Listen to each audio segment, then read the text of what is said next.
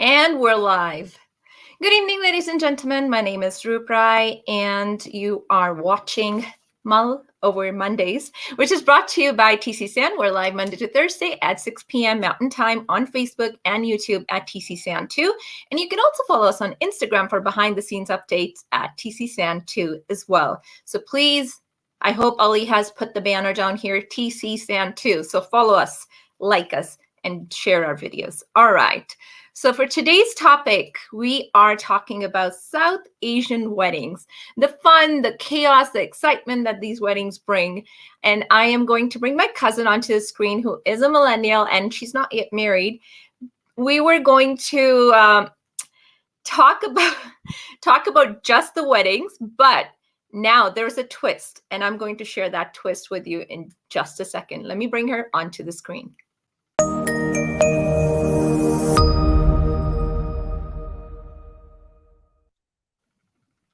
Hi, Bree.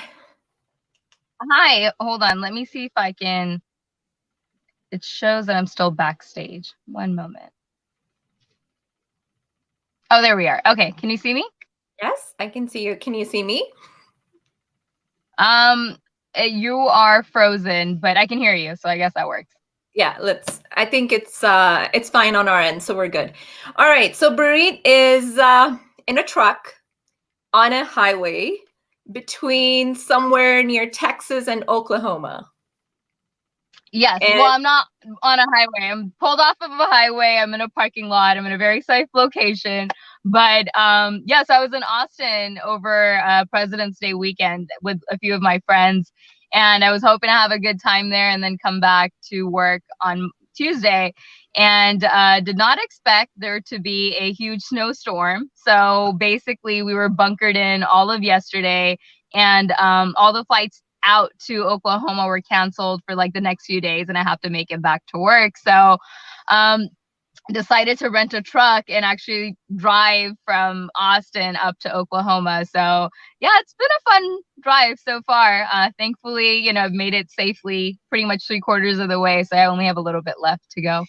I'm so proud of you that you took the initiative to get a truck and get to work, because and also made time to be here as well, because you could have easily said no, Dee, I can't do it today.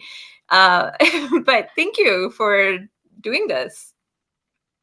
Yeah, of course. No, I mean, it's I guess that's like one thing that like, your parents teach you, and like just overall in life you learn that if something happens, you have to figure out a way around it, especially if you have somewhere to be, right? If I had a few more days off, I probably would have just stayed in Austin, wait for the weather to get better, and then caught my flight. But I had to be at work tomorrow, and so yeah, I wasn't left with many options but to, rent a car and see what the safest drive or the safest route back home would be.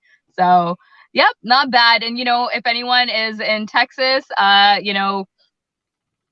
yeah, this is definitely very different for anyone else, that's not from this area or that lives here. It does not snow in Texas ever. Yeah, so for there to be a full-on yeah, when I was right.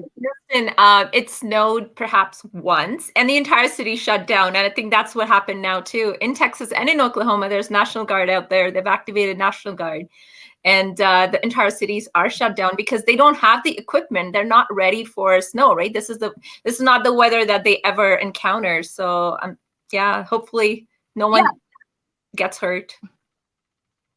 It's like the conversation we're going to transition into when it comes to like marriage and planning, right? So this is stuff that you don't plan or expect, and then you have to figure out what to do. So same with the city. Obviously they knew there was a snowstorm coming. They have weather reports, but you can't just acquire snow plows, for each city to actually, make sure like the streets are salted and they're. And she disappeared. All right, so I'm by myself, and because this is live, this is really awkward. All right, so she disappeared because she is in a parking lot in Costco somewhere, and there she is. She's back again. Hi. Okay, sorry. Yeah. I think you'll keep going and coming today. I think that's what's going to happen. I know. I don't know what's going on. We're fine before, so hopefully it stays good. Yes. No, it's all good. You're back. That's all that matters. All right. So let's Yeah. talk about South Asian weddings, and let's talk about your story first, because like I said, you are a millennial, and you are not married yet, but of course you are the marriageable age according to everything South Asian, everything Indian by Indian standards. So what do you, what do you hear from your parents, or what is the family talking about? Like what are the external pressures that you're feeling right now to get married? So yeah, I think in our community there is or like in our culture there's like a marriageable age, right? I think maybe like in the last generation it was like in the teens to like early 20s, right? But now that women are more focused on their careers, right, or they want to have like an established career, you see more women getting married a little later, right? Like either mid 20s. And she's out again. Okay. This is going to be interesting. Um, maybe I should start doing a song and dance sequence, Ali.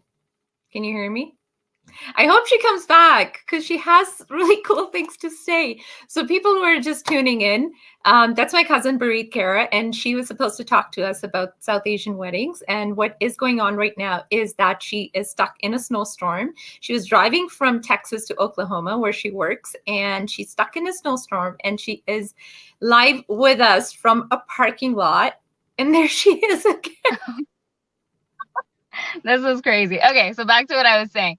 So now that women are, focused on their careers, or they want to at least like start their careers before they get married, right? Versus just finishing, undergraduate school or just like high school.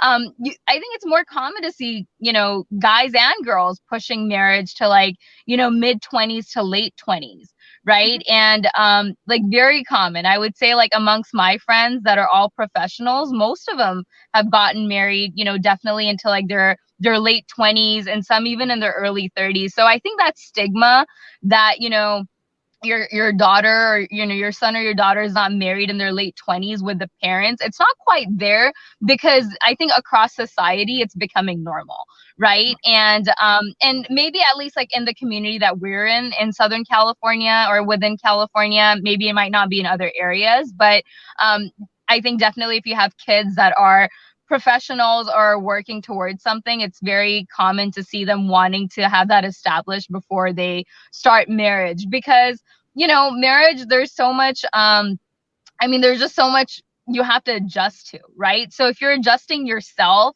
you're still building yourself, and then now you want to build a marriage and you want to build a relationship with others, right? You need to have something that grounds you. And I think you need to be more grounded before you get to that level. And that's where I am or was. For sure in my early 20s, I know I wouldn't, like, I didn't see marriage at all. Early 20s, not for me. My parents didn't even approach that conversation. Mid 20s, I still wasn't quite sure. I hadn't found the right person yet. And, so still I wasn't sure. And I also, like, I had the advantage because I'm the younger daughter. So my sister being older than me, Jocelyn had, more pressure from my parents because they wanted her to, be married. And then once Jocelyn got married, so my sister got married when she was 28. And so pretty much, as when during Jocelyn's wedding, all eyes were on me. They're like, okay, well, when are you getting married? Which is like the common question to ask the sister is, okay, so you're next, when are you getting married? But thankfully in our like list of cousins, there were a few other cousins in the middle before between Jocelyn and me. And that list has run out, so I am, I'm definitely next in line. And I'm also at that place in life where I do want to be married. But now the issue is, the dating world and finding the right person, and, and then starting that next step of, finding the person, getting to know them, seeing if this is a person you want to be with and get married to, and then planning a wedding around it. And that's the freedom that you do have now, as opposed to our mom, or as well, Masi as well. as opposed to them, like, they didn't have that freedom. They had to be married when their parents told them to get married, and they had to be married to the person their parents told them to get married. With us, at least we had the freedom to choose when to get married and who to get married to. So that is a progression, I guess, from 20. Actually, I find my mom's story really funny because my mom always likes to say that she got to pick my dad. She's like, you know, mere bahut rishte aaye sige, but I said no to everybody. You know, I said no to all the other proposals that came my way. And then she's like, I don't know how, but for some reason I agreed to your dad. And so she likes to have the upper hand that she said yes to him, but who knows how it actually went down, right? But you're absolutely right. Yeah, we have that choice. I think when you have that control, right? Like the decision's on you to find your partner. You can't blame anyone, you know, like if your marriage is hard or your relationship is tough, you can't just blame your family. You know, they're not your scapegoat anymore. You can't say, well, I got into this because of you, right? So and obviously that it shouldn't be that way anyway, but I think finding the right partner is the most important thing, right? And for me, I feel like I've waited I've waited until I'm established in my career where I am. So now I'm not just going to rush to find the first person, but, I truly want to get to know, I want to get to know my partner before, moving forward into that next step. And I think, even that is very, very new because for our parents, like as soon as you meet someone, they want you to like take it to the next step, right? Like, okay, now you've met, you know each other's names, right? You've been on maybe one date, chalo tika, ruka karlo, right? And and the thing is that that's just not how things work, right? So I think that is taking some time for my parents because they just don't understand. And every relationship's different. My sister, her relationship with my brother-in-law, the way they progressed is so different than how I am, right? So they kind of look at my sister as a baseline and they say, well, Jocelyn found, her husband and everything worked out great within like a few months. So why are you not there? Right. And so that's kind of that's I guess where I have that power and that control where I want to say that, maybe, yeah, you meet some people, but they're not the right person for you. It doesn't mean like they're not a good person. They're just not the right person for you. Right. And the thing is that, just like how women have a lot of, I guess like criterias or things that we want, so do men, right? Like men want women that can do, they have their own list, right? And that's the thing with COVID being in the middle of last year. Like, first of all, it was hard enough to meet people as it is, and now you take away any social interaction, and now you want, and now everything has to happen online. So yeah, it's the dating world is very hard right now. Yeah, I was going to talk makes it easy. Yeah, I was going to talk about COVID. Like, how does wanting to get married or looking to get married looks like after COVID than it did before COVID? So the pre-COVID was dating times were different, and post-COVID, I think things may have changed. I don't know because I'm not part of that. Thankfully, I'm not part of the dating world. So has it changed, or like, is there more online interaction? Is that happening, or how are things proceeding now in the post-COVID world? So dating now is, there's actually a lot of virtual dating. A lot, guys and girls go on virtual dates instead of going out. You actually can set up a date where you're enjoying the beverage of your choice from your living room, right? And you're having these conversations over the internet with someone else, and almost like, you're dating someone in, a long distance relationship. We could be in the same city. And but I think, my mom, she was joking. I don't think she was joking, but she had said, she's like, well, you should quickly find someone because at least over COVID, if you get married, we don't need to have a big wedding, right? So we can save up on the cost of like having to invite everybody. And I was going to transition to that. I was going to transition to that, exactly that. So COVID has this advantage of getting married in COVID, and you don't have to invite people. But now you guys are getting vaccinated in the US, so you don't really have a big window left anymore. So if you had to get married, you should have gotten married in 2020, and you don't have to invite anyone, 5 guests, and you're good to go. No expenses at all. Absolutely. And that's the thing, is that you can have a very good wedding with just your close family and your And she's out. She'll be back. We're talking about COVID weddings. And again, people who are tuned in just now, the reason why she keeps disappearing is because she is in a parking lot in Costco, traveling from Texas to Oklahoma in a snowstorm, and she needs to, and sometimes, of course, the Wi-Fi breaks, right? So it's all good. All right, you're back again. And I am. Can you see me? Okay. I can see you. You're good. I can hear you. So weddings, I think, before, pre-COVID, I think it was just a standard to get married and have a large wedding and invite everybody that you know and invite people that you also don't know but you're acquainted with, right? And easily, though, that the cost of the wedding, I know Jocelyn's wedding, we had 700, and we couldn't even go around every table welcoming everyone and thanking everyone to come and to be there and celebrate with us, because there's just so many people that are there, right? And you're thankful for that, but I think intimate weddings are might be the next thing, right? Where you actually just invite the people that you, not that you don't care about other people, but you invite the people that you care about in your life, that you want to be there for your special day and occasion, right? And now you're not spending over $100,000 for your wedding. You can actually budget for your wedding and keep it less than whatever your budget is. But I think overall, we as a community, right, the Indian community, and I think just like the Southeast Asian community, we spend a lot of money on our weddings, right? So I could see, post COVID weddings actually, kind of going both ways. I think there are people that still prefer to have large weddings. They still want everyone there. They still want to celebrate with everybody. But I think there will also be a good amount of couples that will choose or opt for a wedding that is smaller and more intimate. Personally, I would actually want to have a destination wedding. I would want my wedding to be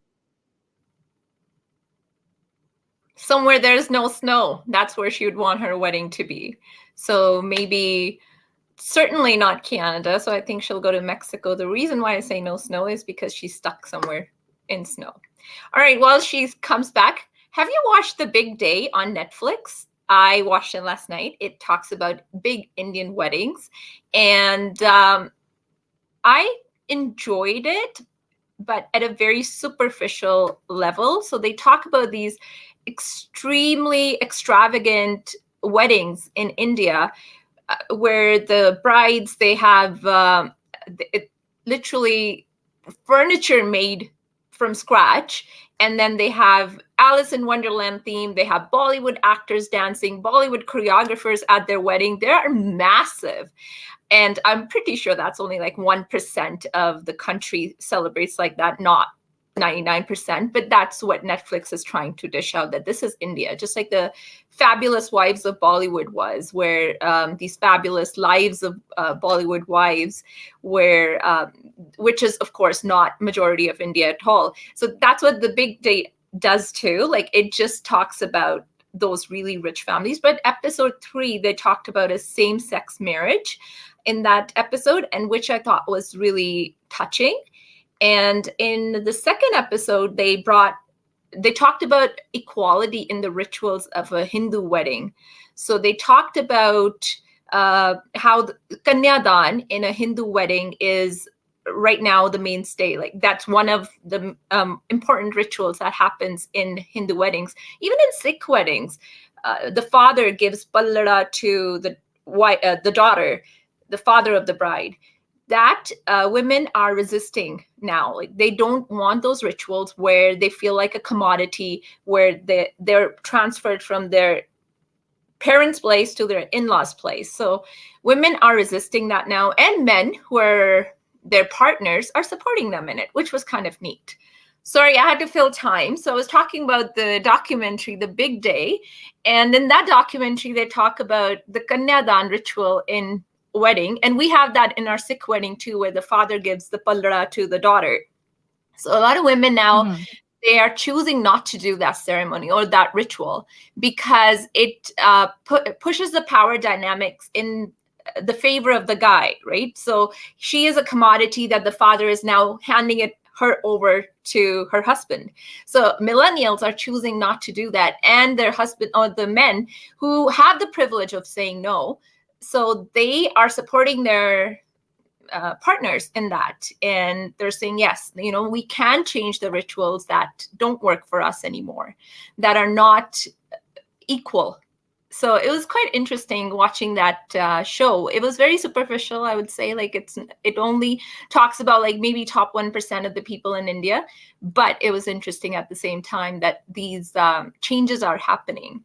If I had my way, if I were to get married again today, I would not do that Pallara ceremony. I don't want that. I don't know if I can. I don't know if gurdwaras would allow that, but that's something I would not want, because I don't want to be that I'm not my father's property, that now my husband owns me. Right. I don't like, there are some things that I feel like I would like to change. But anyways, going back to you and your idea of a perfect wedding, or if there's anything called a perfect wedding. Yeah, that's the thing, that in Indian weddings, right, or just like Southeast Asian weddings, there's just so much involved in every ritual, right? Like every ritual, there's so much significance to it. And the thing is, sometimes we don't even know why we do some of those things, right? Like in the Sikh wedding, where the brothers walk the sister around the Guru Granth Sahib, right? The significance of that, right? Because back in the day, the bride was, she had a lot of jewels on, and she had like her dupatta over her head, so she couldn't see past her feet. So the brothers would help guide her, through around the Guru Granth Sahib, because she couldn't really see ahead of her, right? Nowadays, I mean, it's not necessary, because you can see what's ahead of you, and you're not adorned with as many jewels. But it's still like, it's a cute ceremony, right? And some gurdwaras actually don't allow it. They're like, no, sare bajo, right? But so I think, like, if you learn about, each ceremony and each ritual, I think there's a lot of appreciation to some of it. And then there's also the contrast of like, wait, we do this because of that, right? As you're saying, like, yeah, is your daughter's not a property, right? It's not something that you hand over. So I think everyone looks at it differently. Some people may agree with it or not agree with it and continue forward, or just look at it as a ritual and either do away with it or continue it with it. So I think, having family involved with so one of my friends is actually getting married in a few weeks, and it's unfortunate that I won't be able to be at her wedding, and she really wanted me there because I am so fascinated with Punjabi and Sikh weddings, right? And why things happen the way they do and all. And I know like all the folk, like the boliyan and all that. And I remember doing that at, Kushmeet's wedding in India.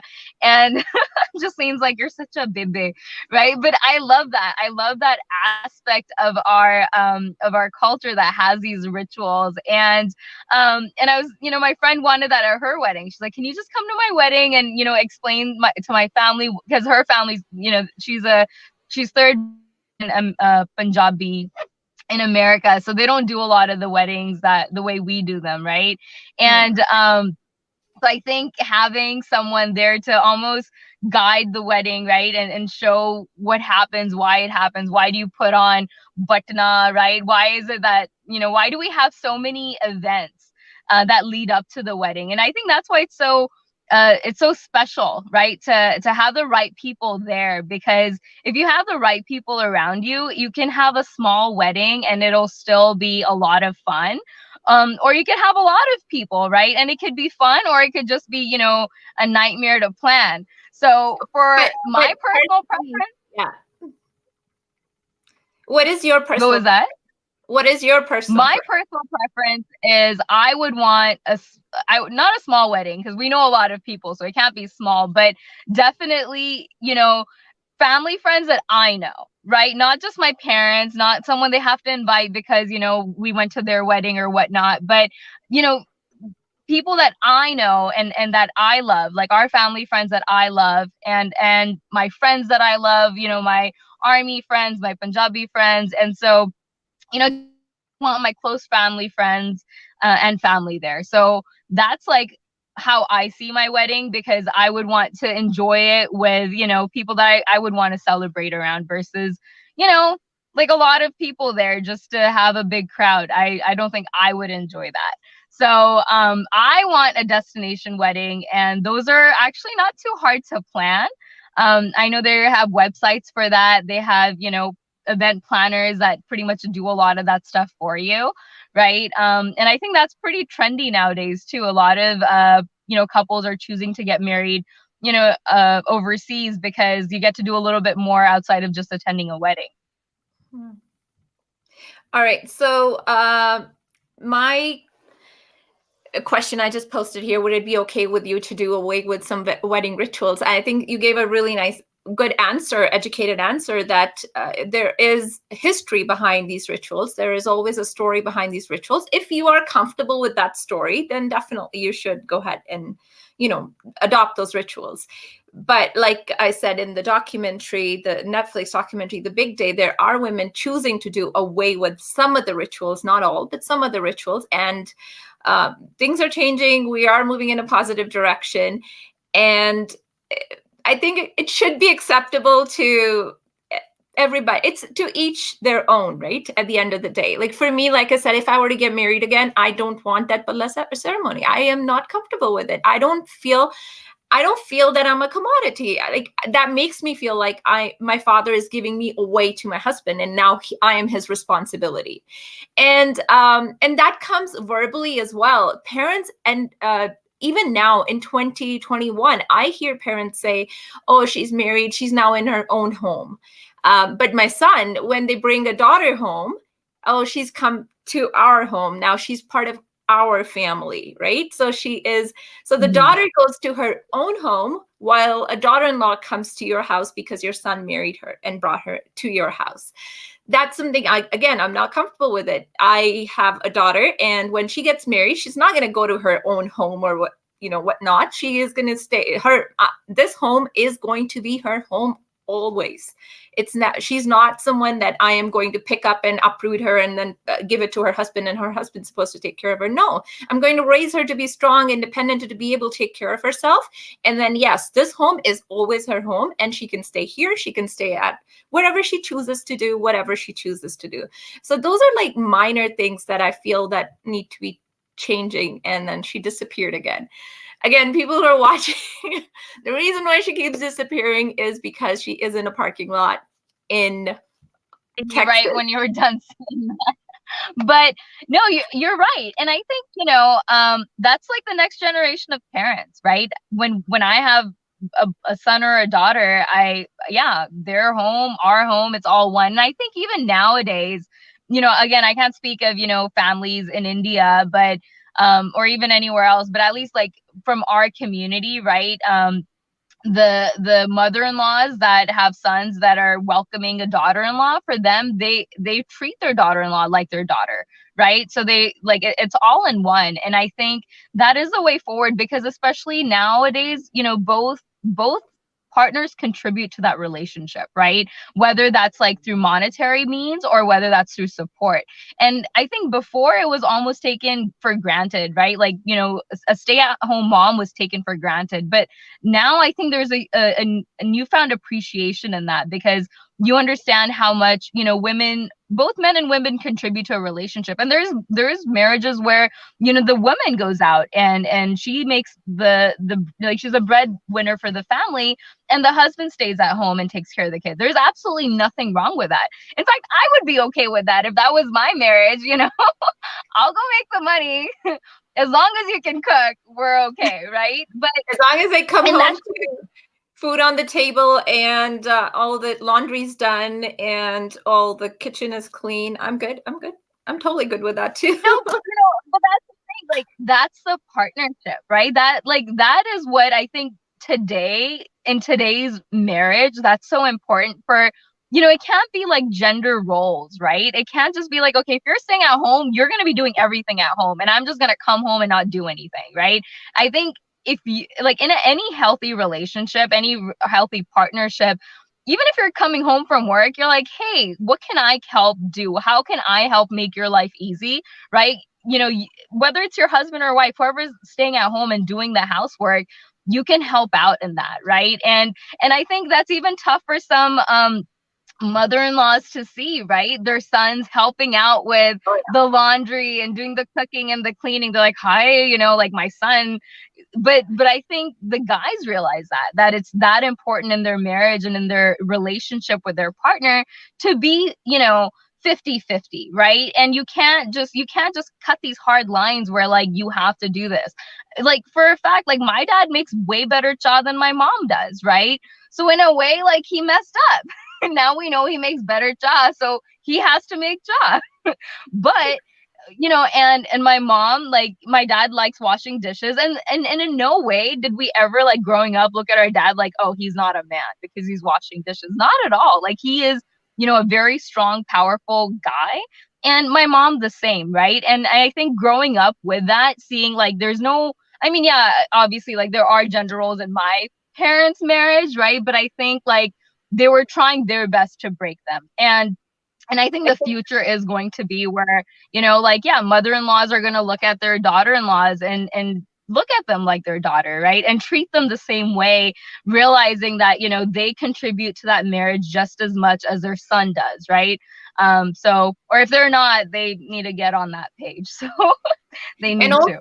And also treating your own daughters as, you know, they are a part of your family still. It's not like you pick them up and you threw them out and you're done with them for the rest of your life. Like that's because there's this my mom used to always do this, like, and I just never understood it. She's like, oh, you know, when you like when we would go to my sister's house, she's like, you know, we should never take from our the daughter, like when they kardani khana or this and that, right? And I was like, what do you mean we're gonna go there and not eat? Explain to me this idea that you have. We're not going from them and taking. This is family, right? And I think just like they're like you never take anything from your daughters. That was like my mom was just, I don't know, there's like something etched in stone in her the way she's brought up is that you don't take anything from your daughters. Well, tough luck for her. She doesn't have any sons. Right? So we're like, if you're trying to, I don't know who you're expecting things to come from, but they are going to come from us, and you just have to take it, right? And so even then she's like, nay, you know, like it doesn't look good. We should never accept anything from our daughters. And I was like, that's not a good mindset to have. If I'm giving you something out of love, why does it matter what gender I am, right? Whether I'm your son or your daughter, if I'm giving it to you because you're my mom and I love you, you should accept it. So some of these like very old rituals, like, you know, we shouldn't take from our daughter because what are their in-laws gonna say and think? I'm not sure about this past generation, but I'm sure like, you know, our kids forward, it's not gonna be that way. I hope so. I really hope so. At least I hope not. Yeah. At least I hope not. It's not changing fast enough, but it is changing. But it's really not changing fast enough, but it needs to change. So even a lot of things I said today might be controversial for a lot of people because because it's hard to accept change. It's hard to like rationalize and think differently than what you're raised with. Just like you said, things that are set in stone in your mom's brain. Same with my mom. She is unable to think beyond the way she has been raised or she's lived her life. And so I've stopped expecting completely. So for me now, I brainwash my daughter. So, so I'm hoping that that's the thing. It has to happen. The change has to happen. And it has to be one of us. Like I could follow the same things my mom does or my dad says. And like they've been following their parents. But for me, I want to be, I want to make more educated decisions. I want to have more educated opinions. I want to read. I want to see what the world is out there. So, and I want to make my decisions based on what I see and what I feel and how things are changing. Christine, hi. She says it is surely going to change. I totally agree, but I wish it was faster than that. I wish it was like now, but yes. I think it also depends on like how open-minded your parents are, right? So like I think for us, at least for myself, I could say it's a little easier, right? Because you know, my parents, or at least like I don't know, I'm in the military, so definitely they've accepted a lot of things that are not norm to like a Punjabi girl, right?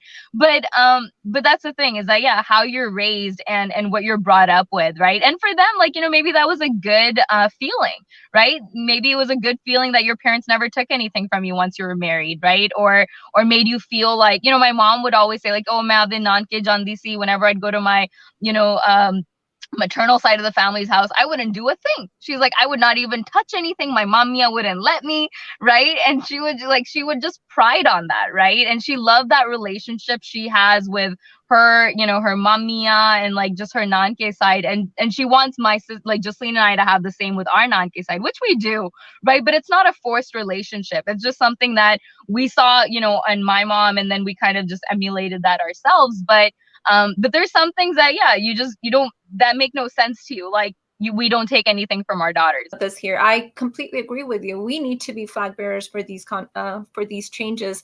And like I said, I'm brainwashing my daughter, so I'm hoping she'll brainwash a couple of her friends, and that's how the change is going to happen. And I think it's easier in the future generation, right? I think if whoever you're associated with, whether that's your parents or your in-laws, if they're very strict, right, and they are averse to change, it's an uphill battle, right? And in a way, you can't change their mindset because that's just what they were brought up with. If they're open to listening, then that's great. But I think, change is easier done when, like, the way forward, right, with your kids or whoever you can help. Yeah. So yeah, with Arohi, you're telling her that, this is what our tradition says. This is what people do. But even if you listen to like folklore, right, and you make sense of that, some of that doesn't even make a lot of sense. But, I mean, and it doesn't just apply to just South Asian folklore, just fairy tales that you read in the Western culture. Everything ends in a marriage. Everything is happy ever after a marriage and after a wedding. And those are the conversations I do have with her. And also another thing I wanted to mention is the importance of men as allies, or other genders as allies of, progressive of them having a progressive attitude as well and supporting you. Because I did say it in another interview, me talking about patriarchy is not going to be as effective as my husband talking about patriarchy. When he mentions patriarchy, his word carries more weight because he has that privilege, that, man privilege that they have. And that's what, unfortunately, it is the way it is. So having them as allies, I think, is also very important. So all the young boys, if I had a son, I would raise him like that too. I would raise him to respect other genders. I would raise him to know that he is not superior, that he needs to always be, be aware of what the other person is feeling, and then respect their feelings, and then give them their space, and not put his own desires and wishes on them, which is what my parents' generation, the men have been doing, and women have been taking it for centuries, for as long as I've known them. No, absolutely. And I think that's why it's so important to find the right partner, right? Like, you're right. The right partner will respect you and understand where you're coming from, right? So obviously, like, I'm not married, but everyone around me is married, right? And everyone that's married, that their biggest advice is not to get married, which is just great, because my parents like, get married, then they're like, don't get married. But either way, point is get married. I love my marriage. So. I love my marriage. I love my husband. I would not be anything without him. I would not be anything without this relationship. So yeah, when you find the right partner, it is worth it. Absolutely. And the right partner is someone that is going to, like, you don't always have to be a yes man, right? Or a yes woman. You don't have to agree with everything that your partner says or does. But I think understanding that perspective and being able to relay that, right, to your parents on behalf of your partner, right? Like, I was having this conversation, like, someone that's close to me was going through some stuff with their in-laws. And the thing was that if you don't, like, if your partner is not there to voice that opinion on your behalf, right, it's a uphill battle, right? It's a single-sided battle because it seems like it's only coming from one place. So so I think that's an important conversation to have. I think when it comes to dating, I think for me, that's why it's been a little bit hard to find the right person, because I kind of ask those questions up front, like their opinions on certain things, right? Their opinions on my job, their opinions on, in fact, I met someone who was like absolutely great when it came to, like the perfect idea model of like a son-in-law. But, like in his mind, he just wanted someone who was very ambitious but was willing to stay at home. And and that didn't work with me. I was like, I asked him, why would you want your partner to stay at home, even after kids, after a certain point? And he just felt like that's where women belonged. And this is also someone who's super progressive, and then I asked him questions on like his like certain beliefs that's like in his family that were different from mine. I was like, well, I'm not going to ask you or your family to change. It's just that I wouldn't adapt to that. Right. Would that be okay? And no, that, and it wasn't, and that's fine. Right. That's fine if it's not, but clearly like that person's not the ideal partner for me. So I think it's so important to go into like a marriage or go into a relationship knowing some of these issues that can turn into bigger issues, right? And just seeing like how supportive your partner is, like your boyfriend, girlfriend, significant other, whoever it is, as long as they're supportive of you, right? Whether they agree with your views or not, I think that's so important in a relationship. All right. I know we've taken a lot of your time. I know you have to travel and you have to go to your place of work as well. So I won't take a lot more of your time. Let's quickly wrap it up. Talk to me about the Instagram influence on weddings. One of the biggest influence that I see is the wedding rings. The wedding rings are getting, or the engagement rings are getting bigger. They're getting brighter. More and more money is being poured into it because you need to put it on Instagram. So that's one of the things that I'm seeing. Of course, the pre-wedding shoots, that's happening. The Bollywood style pre-wedding shoots where you are on a top of a mountain with your sari flying, which is great. I mean, if that's what you dream, it's, I'm all for it. No judgments at all. But how has social media and how has Instagram influenced the millennial vision of a perfect marriage? It impacts everything. So of course, marriage is going to be a part of that, right? I think before Instagram was even popular, you would not really get to see anyone's wedding pictures unless if they were on Facebook, right? And Facebook kind of just gave it as it was. Instagram is all about filtering to make it look so perfect that like that is what you want to view. And absolutely, I personally, I'm not gonna lie, I would like a nice engagement ring, but I would rather spend that money not on the wedding and I'd spend it on my engagement ring. That's how I would do it. I wouldn't expect my significant other to like spend a lot of money on my ring, right? I think it has to be fair. What is it, like a 2/3 or no, 20% of your annual income? Something like that.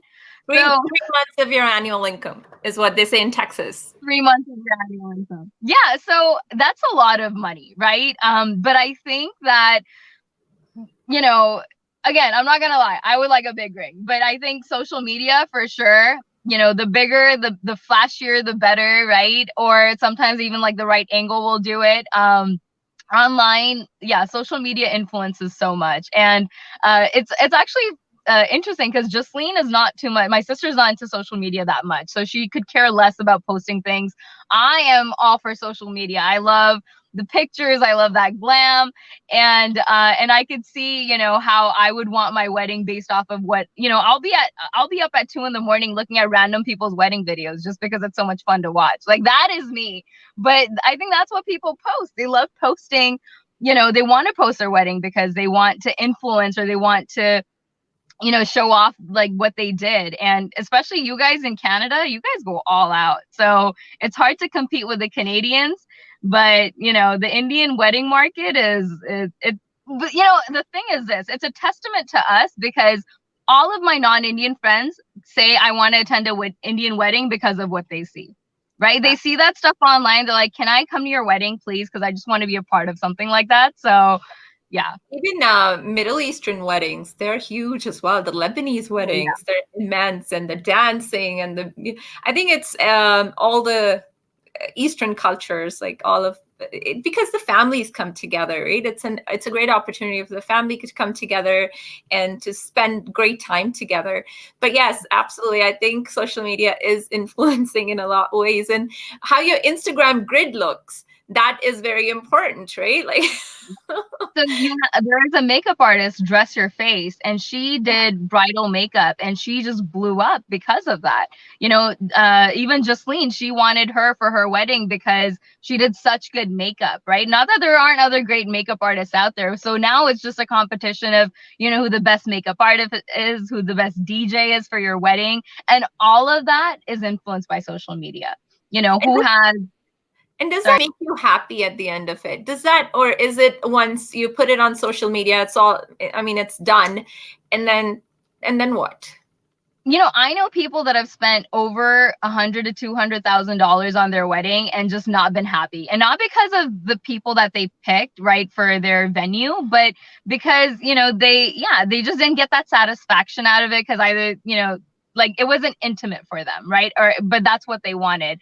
And then there's people that are complete opposite, that were just okay with whatever venue they had, but they made the best of it, right? And the videographer is the one who makes the biggest difference in your or in the wedding video, right? They can make an average wedding look amazing.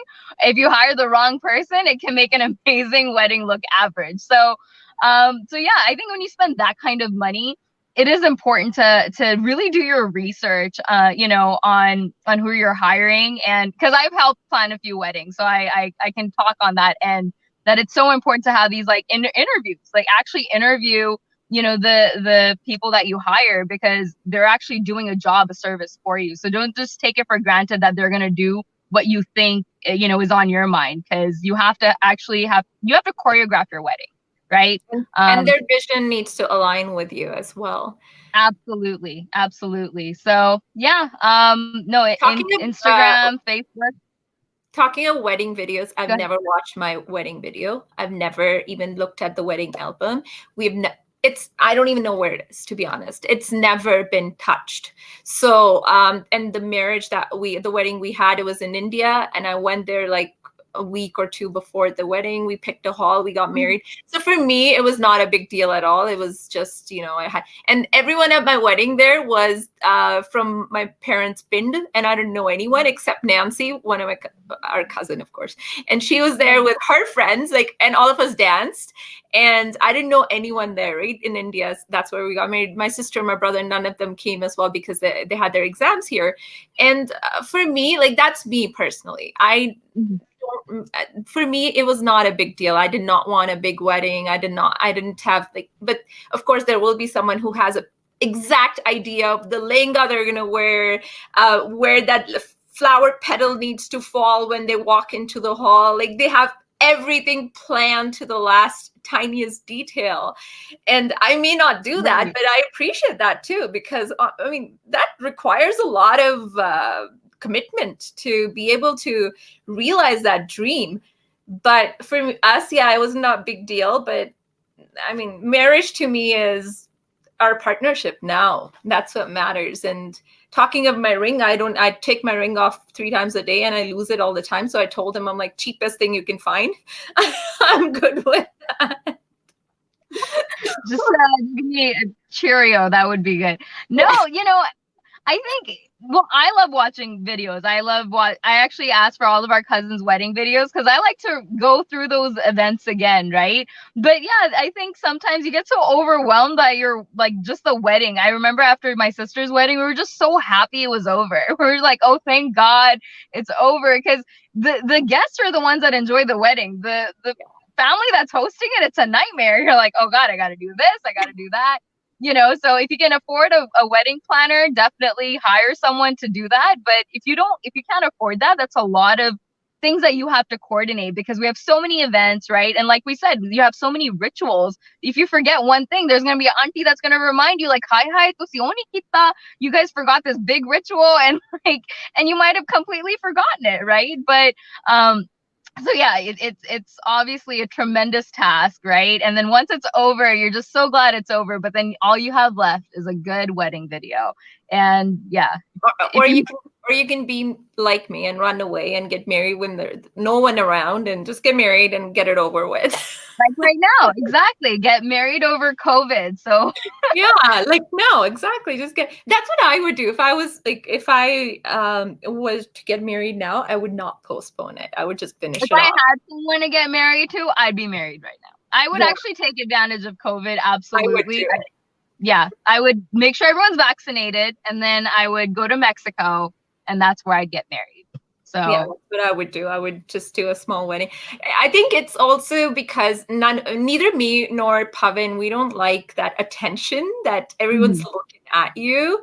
And I don't know, it just makes me feel very uncomfortable. Just this whole idea of being a demure bride, because I am not demure. Like Vidai, I didn't cry. I was like, all right, Dad, I'll see you a bit. I'll see you in a bit. And it was like I didn't. And then just when their mommy, my mommy, well, my mommy, our mommy, she was crying, and I'm like, why are you crying? well, that's the thing is that nowadays everyone just comes right back, right? So one of our friends, our friend Suman, who married my cousin in Hong Kong, she actually left the country. So we cried when she got married because we're like, yeah, we're not going to be seeing you for a while, But most weddings, yeah, you come right, you like live in the corner house. So why are we crying, really? But it's all ritual. Yeah. That we're not going to take away. Once someone else cries is when I start crying. Otherwise, I generally don't cry. But yeah, then it's waterworks. Yeah, no, it was very interesting. Like she's standing there crying, and my mom, I don't think she cried because I was coming right back. Like we were leaving, and then we were going to come right back there. It was in India because we didn't have anywhere else to go. That was our house, so we were just kind of going around the circle and coming back to the house. So it was basically me bringing Pavan home. That's what it was, and. And my mommy's crying, and I'm like, "Why are you crying?" So yeah, I can't do that demure coy bride. It was more like, no, I don't think I can do the wedding thing very well. But anyways, that was 14 years ago. Can you believe it? I've been Things married. have changed. Oh, wow. Yeah, things have changed a lot. So I mean, things change every year, so it's hard to keep up. All right. Well, social media. Yes, social media, man. We'll talk about that soon again. It was good chatting with you. Thanks for keeping up with me, being on and off of this thing. So I know, right? I did good. I told stories when you were gone. Like, well, she's not here. Let's talk about her. Let me fill you in. Now that she's not here, so the truth is, no, it's always lovely to talk to you, and I'm sure I'll bring you back on again, and we will talk soon. You have a safe drive. Take care of yourself, and text me when you get to your. Where are you staying? Base? I will. Yeah. My base, Fort Sill, Oklahoma. So All right. I'll see you soon. Take care, sweetheart. Bye. Bye. That was Bree Kara, and we talked about South Asian weddings and all the rituals and the societal norms around weddings. I thought that was a fun conversation. I didn't expect it was going to go this long, but it did go long. And I can still talk about it a lot more because I have a lot to say about it. But I will end today's telecast here. But please like this video. If you like this video, you get entered into a draw to win $50. And that's a lot of money. $50, you can buy half a week of groceries with it. I don't know. In our house, maybe? No, not really. $50. You can buy a pair of pants or a sweater. All right. So you can win $50 courtesy Calgary Service Plumbers. We've been putting their banners under the screen for the last little while, but there you go. Calgary Service Plumbers. And but to contact them, I'll tell you how to contact them. 403-701-9872. Plus, these are the services that they provide. This is your cue, Ollie.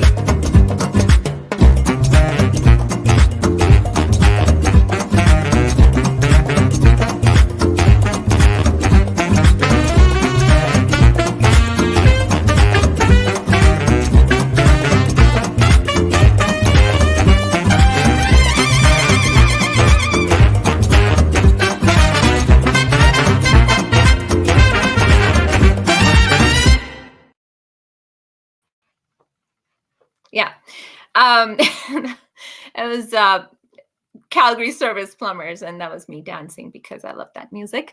All right, so we will be back tomorrow, or I will be back tomorrow with Stories That Matter. We will be speaking to Verinder Sethi and Manjeet Sethi ji. In fact, we recorded them today already, so it's a pre-recorded segment because they were not available tomorrow. So we have that recorded, and we will play that tomorrow at 6 p.m.